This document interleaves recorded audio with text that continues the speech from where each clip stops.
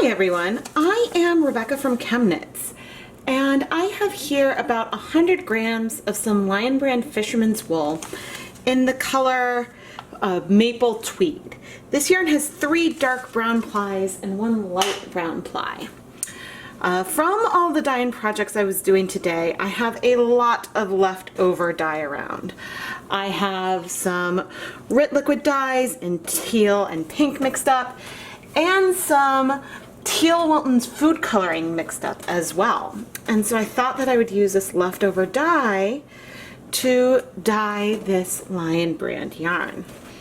Now this yarn has more lanolin content than, say, the wool of the Andes that I sometimes use. So you can see it's not necessarily going into the pan super easily, but I am going to keep pressing it down so that way we can start pre-soaking it in these 8 cups of plain tap water. I added 4 more cups of water to bring the total volume to 12 cups. And now I'm going to add 1, 2, 3, 4, 5, 6 cups of white vinegar. Or not 6 cups, 6 tablespoons of white vinegar. This is a fairly lot of vinegar for 100 grams of yarn and 12 cups of water. However, in the past, I know that this yarn absorbs color a little slower, and I know that, yeah, I just want to give the chance for the colors to bind. Now you can see that the level of water in here is, it's low, but it's certainly not quite low enough to be a true low immersion. When I eventually add the dye to the yarn, there's many places where the dye can strike water before it strikes the yarn, so it can spread out a bit.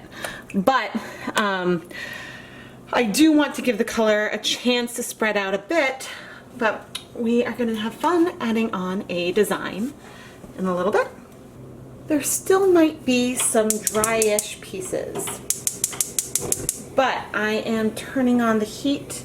This is a steam pan on top of my gas burning stove, and we're going to start heating this up so we can add the dye. So I'm going to wait until I start seeing some movement along the surface before I add any color. Alright, I'm going to reduce the heat, and let's start adding our dye. So first, I have a bunch of teal food coloring. This is some color that, oh goodness, started off as 1/8 of a teaspoon of the teal food coloring, and then I diluted it for those guys, and I'm gonna grab my tongs. Yeah, so that did not put very much color on there yet, but I can add some more of that color there.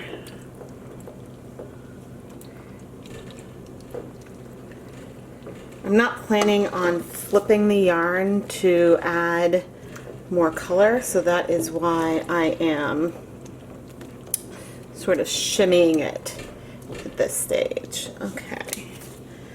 Now I also have some teal that is from the RIT dye, and it might look really similar.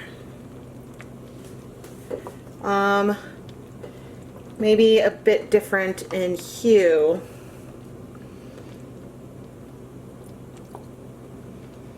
But overall is likely very, very similar. And I'm going to shimmy shimmy. Maybe it's a bit bluer. Yeah, I'd say right now that this teal is definitely reading bluer than the food coloring teal that is on the other side. All right, and the last color that I plan to place in the middle is some Rit Fuchsia.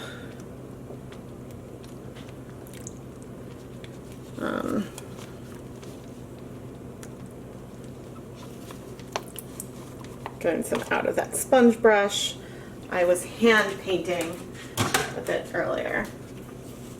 Okay, and again, this might end up taking like a bit of a purple hue if it mixes with these teals, but I want to give it access to all that yarn in there. And yeah, the water level is deep enough that I'm not feeling a need to cover this at the moment. I think that it can be pretty safe. I'm safe of burning the yarn, at least from here. If the water level were lower, then I would totally cover this with some foil. Blow off the steam so you guys can see. So right now, I would say that the food coloring side is definitely feeling greener than the Rit side. But there is, and I'm definitely seeing some like purples go on. So yeah, I'm curious to see how things will spread and how things will look in a little bit. But I'll come back, I think, in 10 minutes and we'll take a closer look. We are 10 minutes in, and let's see. There's still a lot of color in the food coloring. Actually a lot of blues over here and over here.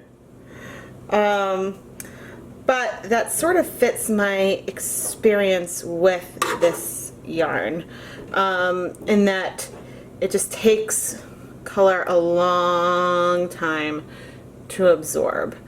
I think that if you were to wash this yarn with some soap beforehand, then you would be able to, it would be able to absorb color a bit faster.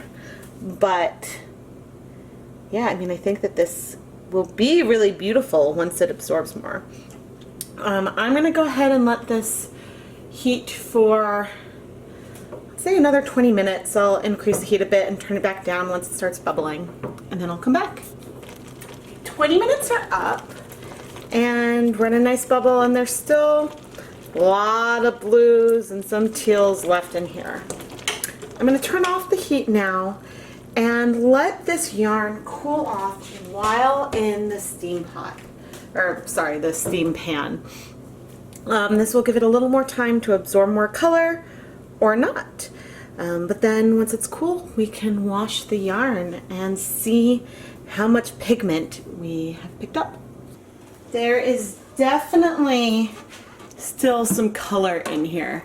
Particularly, I see some blue in that bottom corner. But let's go and start washing our yarn. And there, now we can see some of that blue runoff. The Rit dyes will stain just about everything because you can use them to dye cotton as well. Alright, so there's a fair amount of blue, but there's also a lot of color in this yarn, and wow. So some of that blue didn't bind, but we've got a bright turquoise, a real reddish pink, and then more of a blue tone color. I'm really going to need to try washing this yarn with soap in advance of the dyeing to see if that helps with the color penetration at all. But I will say that most of the color that we have left is in the yarn. The bleeding now is fairly minimal. I'm now going to add some clear dish soap.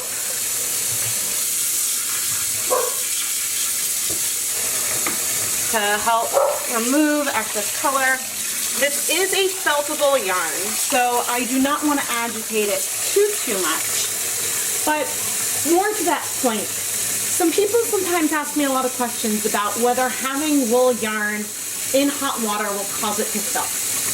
And what causes wool yarn to turn into felt is heat plus agitation. So it really, the hot water on its own is not enough. You also need to be rubbing it. So yarns can handle a reasonable amount of heat. But I'm excited by this, especially this bright teal. The brown colors definitely take up some color as well. It's just much more subtle.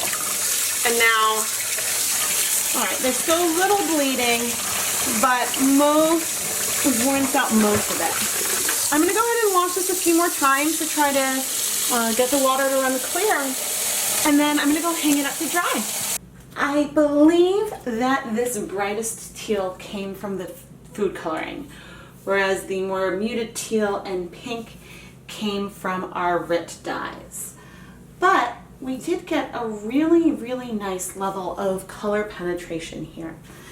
The purple definitely came from some of the blue spreading out, but we do have some patches of a brighter pink in here. The darker brown part of the wool does take up some color.